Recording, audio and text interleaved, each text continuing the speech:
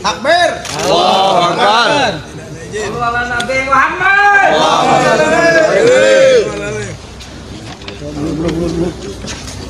Ini ada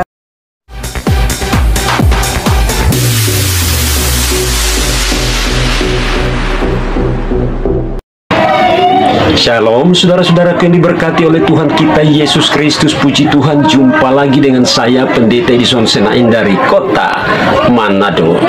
Pada kesempatan ini saudara-saudaraku, saya akan menghadirkan pembahasan tentang perilaku seorang bupati perempuan di Purwakarta yang melakukan penyegelan gereja atau penyegelan tempat ibadah umat Kristen. Dan marilah kita ikuti cuplikan videonya berikut ini.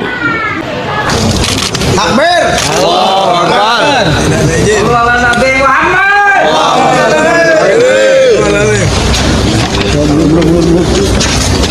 ini adalah sebagai dasar kita menindaklanjuti penuntutan ya. Sementara sebelum keluarnya perizinan.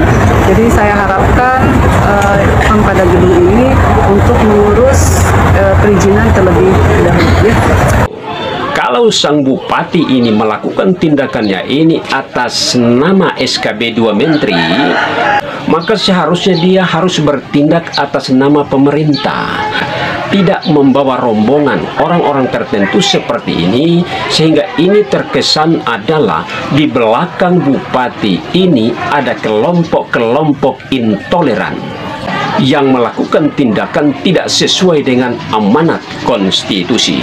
Memang sangat jelas di Indonesia ini saudara-saudara bahwa konstitusi negara yaitu UUD 45 itu diabaikan, tetapi SKB 2 Menteri itu diutamakan, dan ini sangat miris saudara-saudaraku. Dan apa yang terjadi di Indonesia ini saudara-saudaraku sudah mendunia. Dan saya akan bacakan surat terbuka dari negara tetangga yaitu dari Filipina yang juga merespon apa yang terjadi di tanah air. Kabar Bupati Purwakarta Ane Ratna Mustika alias Ambu Ane menyegel gereja baru-baru ini menuai pro kontra di kalangan publik. Tak hanya warga Indonesia, terbaru misionaris di Filipina bahkan langsung membuat surat terbuka merespon kejadian Bupati Purwakarta segel gereja. Keputusan Ambu Ane menyegel gereja Kristen Protestan Simalungun atau GKPS di Desa Cigelem, Kecamatan Babakan Cikau, Purwakarta, memantik reaksi berbagai pihak. Salah satunya dari salah seorang misionaris asal Indonesia yang bertugas di Filipina, yaitu Pater Yohanes Kopong, MSF. Yohanes Kopong membuat surat terbuka yang diunggah di akun Facebooknya. Saudara-saudara silakan mencari Facebooknya Pater Yohanes Kopong. Berikut isi surat terbuka misionaris di Filipina tersebut. Yang terhormat para Tuan Republik, bela kemerdekaan Palestina, UUD 1945, kemerdekaan beribadah, SKB 2 Menteri. Baru-baru ini, tepatnya pada tanggal 2 April 2023, Bupati Purwakarta Ane Ratna Mustika menyegel gereja Kristen Protestan Simalungun GKPS di Desa Cigelam, Kecamatan Babakan Cikau, Purwakarta karena tidak memiliki izin atau IMB. Setiap tindakan intoleransi dan diskriminasi yang dialami oleh kelompok agama lain di Republik ini, entah itu pelarangan beribadah di rumah, pelarangan mendirikan rumah ibadah, penghentian ibadah karena dianggap bangunan yang digunakan bukan rumah ibadah, dasarnya selalu SKB 2 Menteri terkait IMB. UUD 1945 pasal 29 ayat 1 dan 2 yang menjamin kebebasan dan kemerdekaan setiap orang untuk memeluk agama dan beribadah sesuai dengan agama yang dianutnya tunduk pada SKB 2 Menteri yang dari segi kedudukan lebih rendah dari UUD 1945 ketika berurusan dengan agama, terutama kalau berhadapan dengan kelompok minoritas. Sangat-sangat ironis, membela kemerdekaan negara lain justru menggunakan landasan konstitusi, dalam hal ini pembukaan UUD 1945. Namun untuk membela kemerdekaan warganya sendiri dalam hal kebebasan beragama dan beribadah justru landasannya adalah SKB 2 Menteri yang justru semakin mempertegas penjajahan di Republik seperti yang tak bertuan ini. Dalam urusan kebebasan beragama dan beribadah di Republik tak bertuan ini, UUD 1945 dan batang tubuh UUD 1945 hilang tanpa jejak, tidak dijadikan landasan konstitusional, melainkan SKB 2 Menteri yang terkesan memperlihatkan bentuk penjajahan baru di negeri ini. Dari segi kedudukan UUD 45 sejatinya lebih kuat dan mengikat, tapi justru tunduk pada SKB 2 Menteri yang selama ini menjadi senjata kaum mayoritas untuk menjajah kaum minoritas. Kalau demikian, kita ini berdaulat untuk siapa? Untuk Palestina kita tegas mengatakan bahwa sebagai negara kita harus menunjukkan kedaulatan kita dengan menegakkan konstitusi UUD 45. Tetapi untuk Republik ini ibarat Republik tak bertuan karena UUD 45 tidak ditegakkan, tetapi SKB 2 Menteri yang ditegakkan. Orang berdoa dan beribadah di Republik ini selalu dijajah dengan SKB 2 Menteri.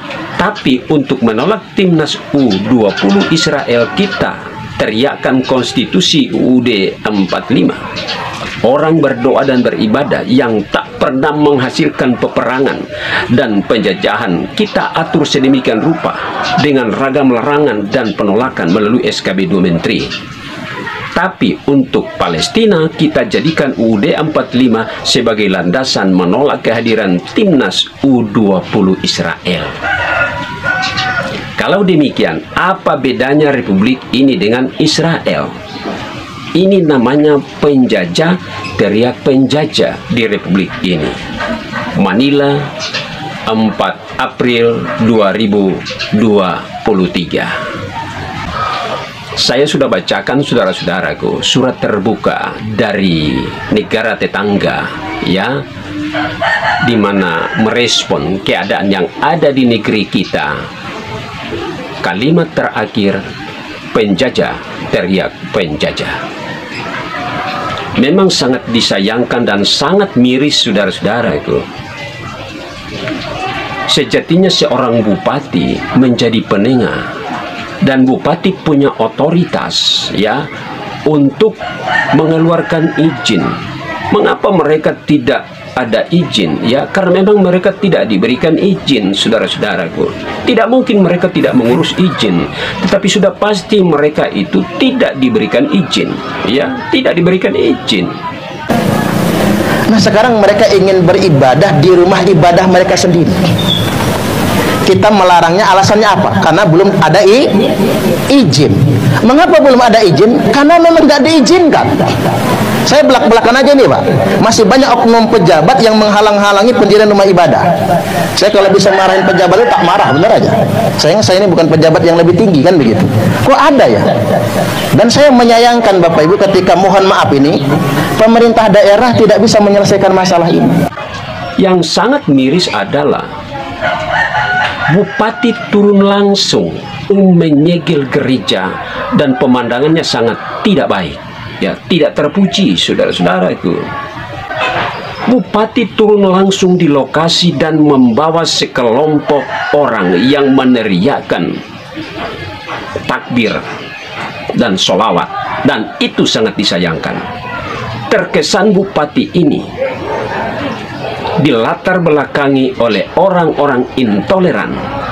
Itu kesalahan bupati, ya. Saya berani ngomong, saya berani bicara karena saya menuntut keadilan di negeri ini. menuntut keadilan di negeri ini untuk kaum minoritas.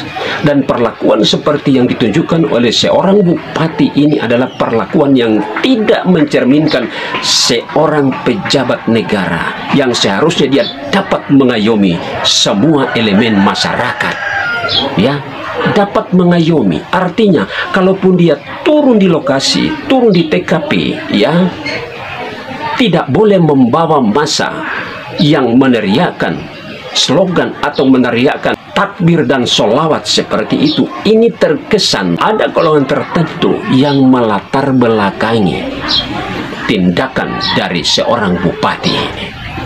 Jadi bupati ini tidak dapat mengayomi semua elemen masyarakat. Dan sangat disayangkan saudara-saudaraku, kita sudah mendapat sorotan dari negara luar. Dan semoga UUD 1945 pasal 29 ayat 1 dan 2 dapat ditegakkan di negara yang kita cintai ini. Bukan menegakkan SKB 2 Menteri, tetapi menegakkan konstitusi negara yang derajatnya lebih tinggi. Karena UUD 1945 dan Pancasila itu adalah dasar dari segala dasar hukum yang ada di Indonesia. UUD 1945 dan Pancasila adalah sumber dari segala sumber hukum yang ada di Indonesia. Jadi tidak mungkin SKB 2 Menteri lebih diutamakan daripada konstitusi negara. Itu juga sudah ditegaskan oleh Bapak Presiden Republik Indonesia, tapi tetap dilanggar.